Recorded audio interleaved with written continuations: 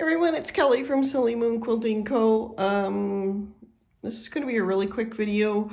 I was just playing with this and thought I'd do a quick video. So today I'm going to be doing a little bit of quilting on this whale. So I'm using my Q16 with the lift table. That's today's machine of choice.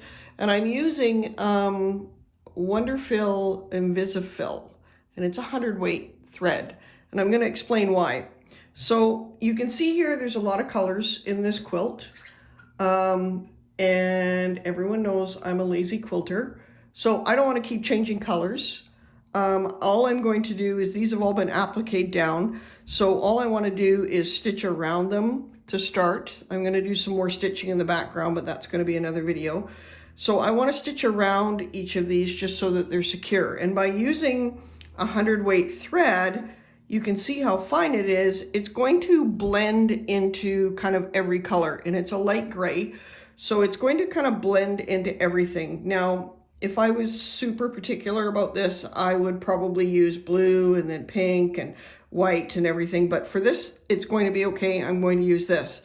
Now you'll see here, I've got my charming ruler out. If you've taken the beginner class, you already have a charming. If you haven't, I want to show you that charming is for so much more than charm squares. So what I'm going to do is, I'm not really using, I've got my ruler foot on here, so I've got the 72S foot on my machine, and that's the one that I can slide my thread right through. I don't have to try and poke it through the center or anything. I can just slide it through that little slit, which I love. But the advantage of using a ruler is it just gives me an edge to go along. If I am just free motioning this, I'm more likely to be doing this. If I've got an edge, I'm more likely to get that curve a lot smoother. So that's why I'm using a ruler. You'll notice though, if you've taken classes with me, what I am missing from this is I'm missing the sticky tape. I don't want this to be so secure on here that it's not moving. I want to be able to guide it as I'm moving my ruler foot along, and that's going to help me get a better arc and a smoother arc as I go along. So I'm not going to film this whole thing. I'm just going to move this a bit. I'm not going to film this whole thing. And I was in the shop today, so you don't get to see my face. You just get to see the video. So I'm going to do a quick bring up of my thread here.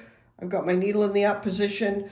I actually, when I'm setting up to do this, a lot of times, if you're watching me quilt on the Q16, the Bernina Q16, I will actually drop my thread or my stitches to 8 stitches per inch. I like to do that when I'm working on a quilt because if I make mistakes, it's easier to pick out. But this one I'm leaving at the factory setting of 10, just so that it's a little bit tighter as I do this applique.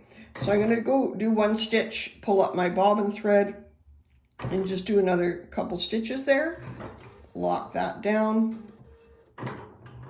Get my needle in the down position, move that other thread out of the way. So you can see how fine that thread is. When I move it to the side, you can't even see it, which is perfect. So I'm just going to go ahead, and I'm not using gloves for this either.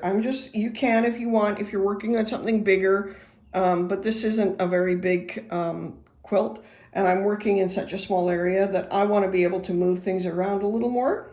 So I'm just going to use the edge of that ruler to kind of guide me. And I'm keeping an eye. I want to be about the same distance all the way around this. And I am by no means an applique expert. This is really, I think, one of the first ones I've ever done. But this is just how I'm going to play with this, and you can watch along.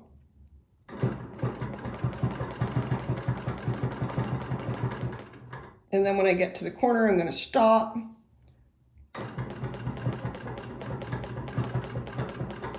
And I'm just going to stop as I go here. It just gives me something to go against so that I end up with something smoother. You'll notice the curve is not the same. I'm not using the curve for that particularly. I'm just using it as an edge for my ruler foot to sit along so that I'm not jumping all over the place when I'm on this machine. Yeah, so, and I chose charming. We've got lots of other rulers you could do this with. I chose charming because a lot of you already have charming. And I chose charming because it's small enough that I can easily hold it in one hand. So it works really well for what I'm trying to do here.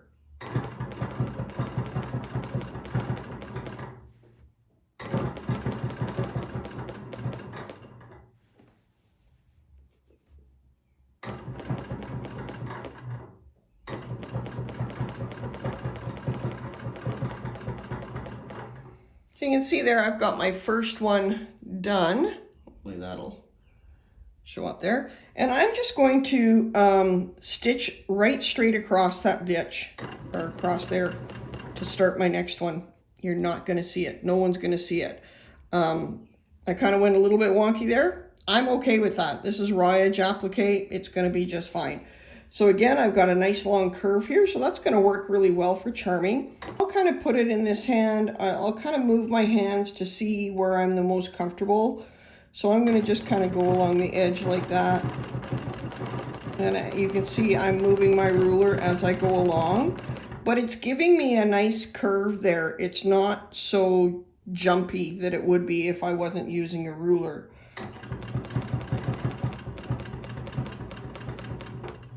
So you're not really using it to say a set path.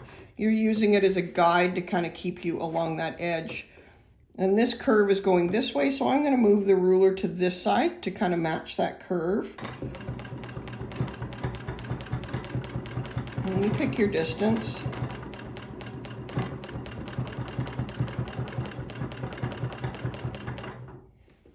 Stop there and move along. Oh, I went a little bit off there. And then back up to there where I started. And I'm just going to come back down, straight down there over to the next one. And I'm going to stop there. And then I'm going to go up around the other one. You'll notice here, I'm going to turn this so you can see it. I kind of went up a little bit high there. I'm okay with that. This is just for me. And again, if you were to use dark thread, if you did change your thread color, you could absolutely do that. I am not going to bother doing that for this project.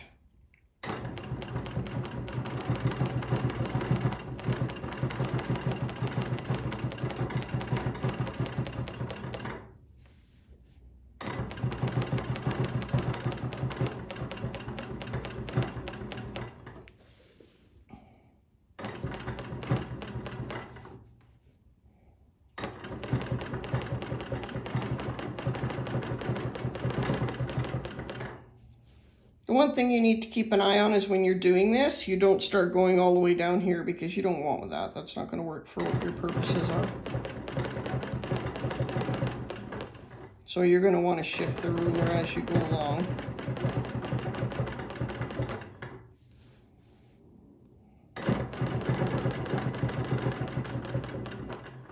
And then you can even use the other side, the flat side of edgy or charming if you want, to kind of do the same thing and create a guide and just move it as you go along. So you can use either side. It kind of depends on the curve. This is going opposite the curve of what's on here.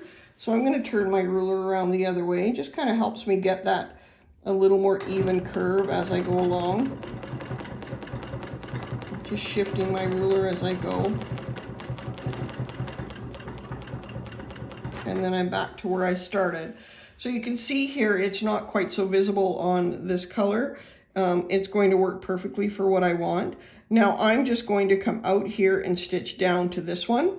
And some people may say that's okay or not. This is going to be a bag, so nobody's going to see the back of it anyway.